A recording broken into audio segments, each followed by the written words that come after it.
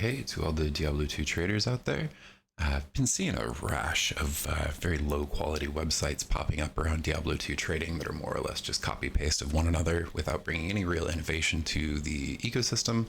Um, Diablo 2 trading is kind of a pain as it stands, and so this tool is built to help alleviate a lot of those pains. When you first log in, you'll be taken to the overview page. This one's, I really haven't decided what I want to do here completely yet. I'll probably get rid of or change this dramatically, so we won't spend much time there. First thing you're going to need to do is come into accounts and characters. Here with accounts, you don't need to use your actual Battle.net account. This is really for just your tracking. Other players won't ever see this on the website. This is just so that you know if you have multiple accounts, it makes it a lot easier to know where your gear lives, on which account, which character, etc. It also tracks our platforms, so PC, Xbox, PlayStation, and Switch cannot play together. If you have an account that's on both of those two, or on any of those platforms, you can move gear and play the characters between, but we can't directly cross-play, so it's pretty important to be able to track the platforms. Once we have an account created, we can start to add characters. Characters will track each of the individual game modes. So like for game version, we have Classic, we have Expansion, we have Reign of the Warlock, we have Hardcore and Softcore, and Ladder and Non. And each of those are pretty important to track because most of the things we cannot trade across, right? Like we can't do hardcore and softcore characters, items can't be traded together. The same is true of ladder. Game version is a little more flexible because we can take items up to a newer version of the game. We just can't take them backward. So like if you find somebody that's got classic, or somebody that has a character in classic that has an item you're looking for, you can start a new character in classic, trade with them, and then upgrade that character all the way to expansion or Reign of the Warlock to get that item up to that. So there's some filtering on the site that allows us to take out items that don't qualify. We already have some characters created, so that's all set. Created some of different types of quality so we can sort of look through how those work. First thing a lot of people are going to want to do is come in here and start adding items to their inventory. Here's the stuff that I have for trade, because it doesn't make a lot of sense to go looking for trade unless you have some stuff to offer up. So adding an item, we'll just click the button. All of the unique set and rune words are listable, and many of them by their common names. You know, Harlequin Quest, most people know as the Shaco. Nobody's trying to type all of, I forgot to add the nicknames. I'll have to do that still. But items like, you know, Breath of the Wild, or Breath of the Dying, excuse me, you know, Grief, all of your oops, help if I can spell correctly, all of the rune words, sets and uniques are already added in with all of their different stats. We have validation for what types of items those can go onto. So Grief, for example, can only go on a sword or an axe with 5 pellet phase blade, because that's kind of the, oops, again, helps if you can spell. You know, that's sort of the common, everybody builds Grief on a phase blade. That'll then load in the rest of our stats for any that are variable, like the damage, increased attack speed, and enemies poison, or negative to enemies poison resistance. Those are variable stats. It'll tell us what the ranges on that stat are expected to be. So we can just come in here and fill in our numbers. I'm just going to make some up real quick, because I don't remember what my griefs are. Let's say we got a perfect roll on that one.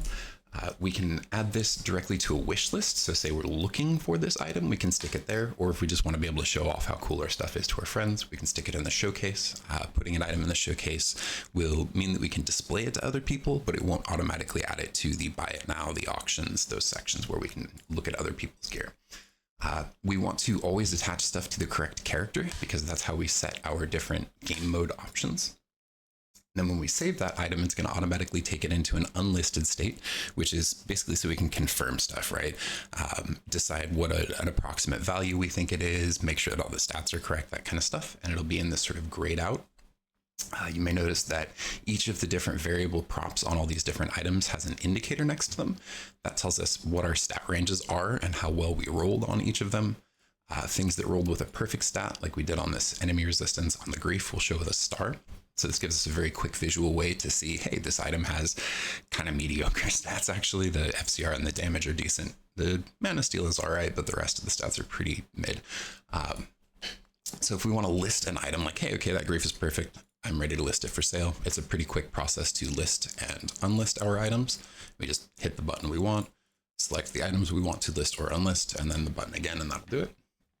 From here, we can create bundles. Let's say I wanted to sell this Nagel ring and this Kira's Guardian together as a package, a bundle of items. Say Kira's plus Nagel. Give it a price. This is how much we're asking for in platinum. It'll show a quick, oh, got a little bug to take care of there. It'll show a quick display of those item stats again to make sure, like if I had multiple Kiras or multiple Nega rings, double check to make sure I selected the right ones from the last screen. We can add additional items that are in my inventory and filter. We can add materials, gems, runes, and other crafting stuff. Let's say I'm happy with that. I'm all good to go. We're going to create this bundle. It will automatically list in an unlisted state as well until I tell it this is ready to list, just like it does with regular single items. Let's show what an auction looks like real quick. With an auction, we can just pick the items that we want to add to the auction just the same way we can with a bundle. Let's say we're going to auction just this one blood gorget. And from the auction, it's going to ask us for things like what's our minimum reserve price, title that we want to give it, any of that kind of stuff. We'll just call it test auction and set a minimum price of 5 because that thing's pretty mid.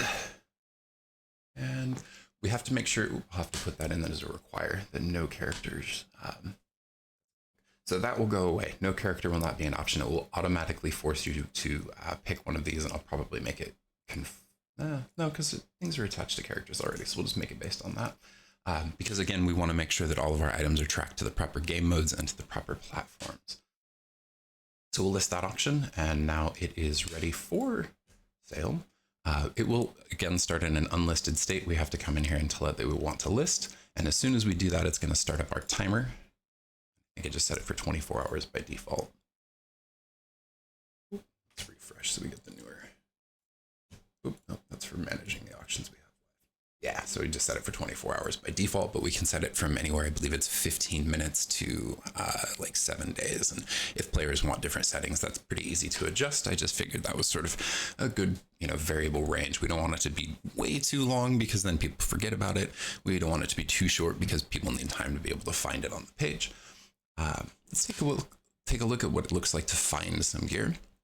So we have two different ways we can find it via buy it now. I don't want to wait around for an auction, or I want to try to get the lowest price or sell it for the best price. When we come in here to find gear, it's automatically going to select the platform filters for us based on the accounts that we have selected. So right now I've only got PC accounts. It knows that. If I did want to search other stuff, I can just turn off PC or turn on whichever other filters. I don't actually have gear for any other platforms added at the moment. So we'll just re-enable PC. We can filter by game modes as well as platform. These will change all of those different things. So like I have my test account is a softcore non-ladder Reign of the Warlock character. We can change that very easily just by changing which character we're looking at. We can also use anything that we've added to the wish list as a filter here. So for example, I have on my hardcore character, I have a grief. I don't have any hardcore items at the moment. So it looks like I don't have a grief either. As we change through these different characters, it'll change through our wish list options as well. So let's say I'm looking for some stuff for this test character. I have a Nagel ring. Oh, I didn't actually show the wish list, did I? Let's jump back to that real quick. So when we're creating items in the wish list, we have the ability to define them on the parameters. We can give them as many or as few of the magical props or base stats like defense, required strength, that kind of stuff that we're looking for. Show just what that looks like real quick. So let's say, for example, I'm just looking for any ring that has FCR. We'll just call it FCR ring so that the item has a title that's easy to remember. Stick it on a ring. We will give it a property of fast rate. Oh, looks like there's a couple of the cast rates still in there. Rings can only roll with 10% faster cast rate. Crafted enemies can have a little different variables, but we'll just tell it we want it to have at least 10% faster cast rate just in case there is a ring out there that has less.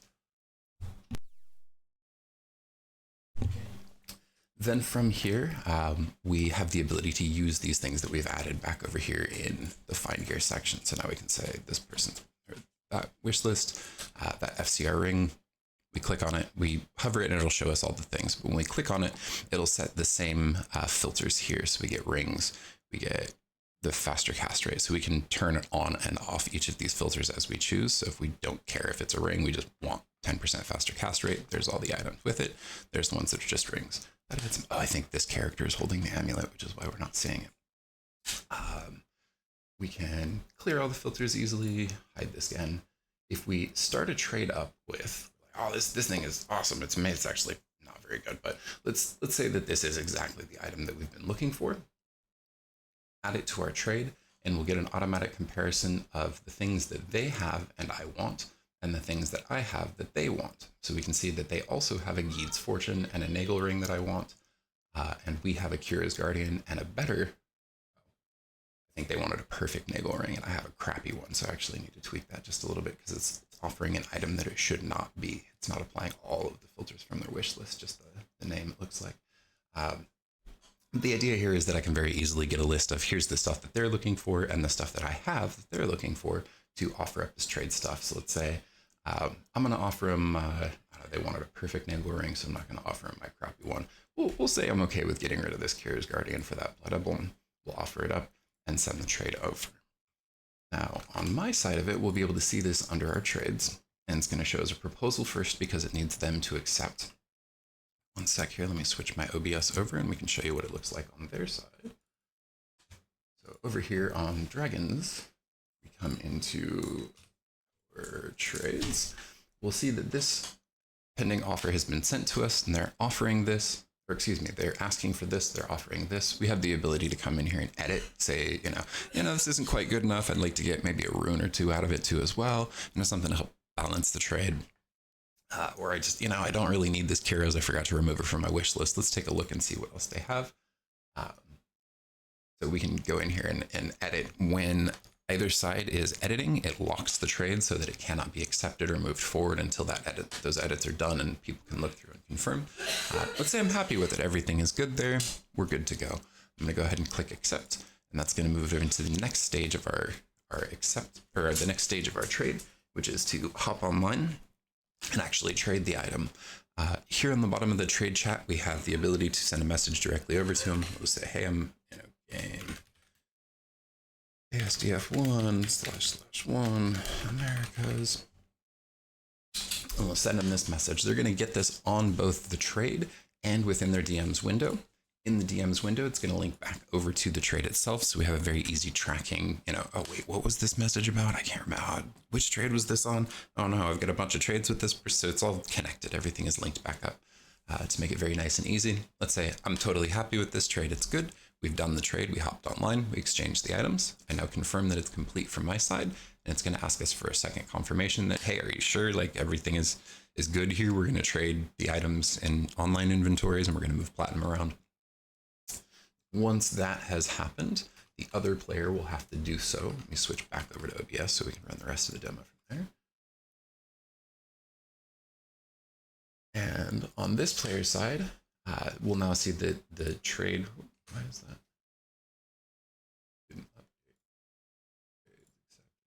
We'll see that this player has accepted.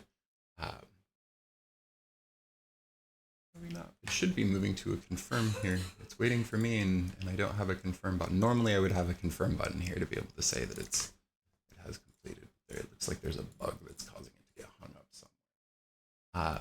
So normally the next step that would happen is it would move over to our completed section. And then in the completed section, we have the ability to rate the other person. So we can give them 1 through 5 stars and leave some comments. Hey, they were really fast, super responsive to messages, or they were really slow, or this person was super cool, even though it took them a while to get to me. They made it okay by giving me a little better trade, whatever. We can throw in some comments. Then over time, we can get to know sort of what kind of a trader is this person. Is it the kind of person I definitely want to trade with, or are there some problems? And that can help us understand the community and the people that we're dealing with. Rejected trades are sent over here. We can always download a list of them, and then we can delete them from our list. Though it's going to throw an error at us because we haven't given any ratings to these people. We have to rate before we're allowed to remove from our list. So that's the basic flow on those things. I feel like auctions are fairly straightforward. Most people know how that works because it's basically just eBay. We can come in here and bid on things. It'll do proxy bidding. So let's say an item is at 10 and I'm like, that's a pretty good thing. I'm willing to pay up to 15 for that. It will automatically increment my bid. I kind of encourage 1 as the standard increment, but we do allow the seller to set whatever increment you would like it to be so that, people aren't just doing 0.1 increments to try to beat each other out. You actually get a meaningful bid increase with each set. Otherwise, I feel like those are pretty straightforward. People know how auctions work. Uses all the same filtering properties that we use with the regular single item trading. Same filtering for hardcore, softcore game mode. Trying. Oh, I had us looking at the wrong window that entire time. I am so sorry. Okay, so auctions, real similar to buy it now, except that it works like eBay, right? You can place a bid. You have proxy bidding, which I just explained. Yeah, so that's kind of all of those bits and pieces. You're probably sitting there thinking like, this seems pretty cool, but I can't imagine trying to type in every single prop line on all of my items over and over again. That sounds incredibly painful, and you wouldn't be lying, because that would be incredibly painful. So we're also building a tool to help scan these items in. I'm playing on a big screen, 5120 by 1440, which makes it pretty easy for me to be able to do stuff with the extra real estate on my screen. Not everyone has that advantage. So one of the first features that I built in here is the ability for the application to go into pass-through mode. Basically, when you hit the pause button on your keyboard, it's going to take us in a pass-through mode where we can still see the application, but we can no longer interact with it. Instead, we're doing stuff with the game window behind it, which is going to be a pretty handy feature for people on small screens. We can use the pin to remember the window position of any time that we're not locked. So, for example, we're in matte scanning mode. We want to come in here and scan our gems, materials, or runes. It remembers the location for that because it actually uses the window position to get the numbers here. Still have some work to do on this. I'll display it, or I'll show it off in just a sec. But it's not perfect, right? Like, we still got some work. So we kick the app into scan mode. We hit Windows print screen. It's going to create a screenshot and then try to scan all of the numbers off of that. As you can see, it tried. You know, we missed L, we got L'd, we missed tier, we got Nef almost 68 instead of 63. The text in this game is pretty hard for OCR to read, so it struggles a bit.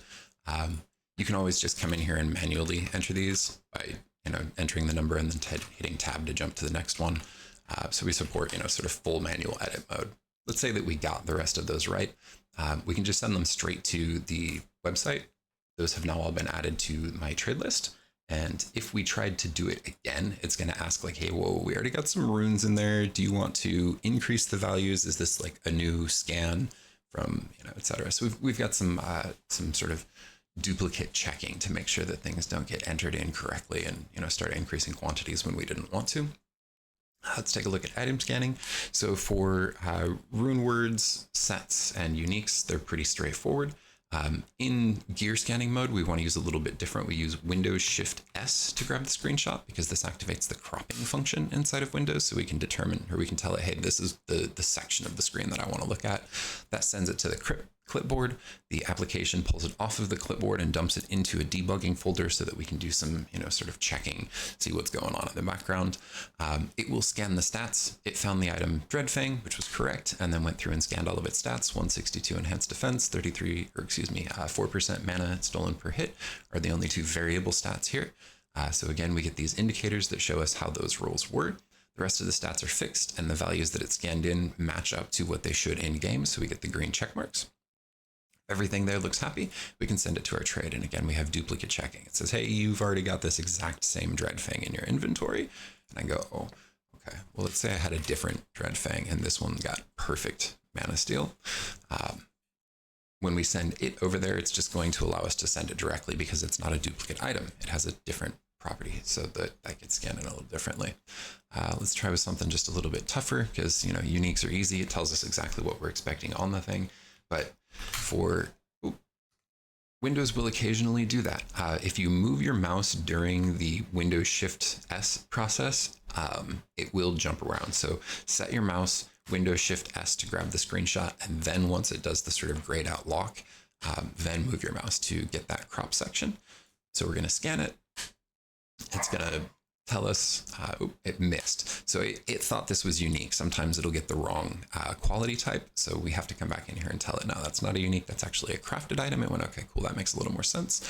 We got the sun graphics. We got +1. It got the wrong skill on the first. Do I have, oh, beast wing, not beast mark. I looked at the wrong thing. Sorry, let's do this a little more easily with an item that I know exactly where it is because I got a lot of amulets. So again, ran into the same issue where it happens a lot with crafted items because the colors are similar enough that it'll think that it's a unique. So we'll just tell it, nope, that's a crafted. We have the sun graphics. We got +1 to necro skills, 6 faster cast, bonus to attack rating. We missed the mana just a little bit. This is why it's important to make sure to validate, because it is OCR and OCR gets stuff wrong. Looks like we completely missed regen to mana, but cold, poison, and light radius were all right. So we got 8 to regen to mana, so we can just add this prop in here.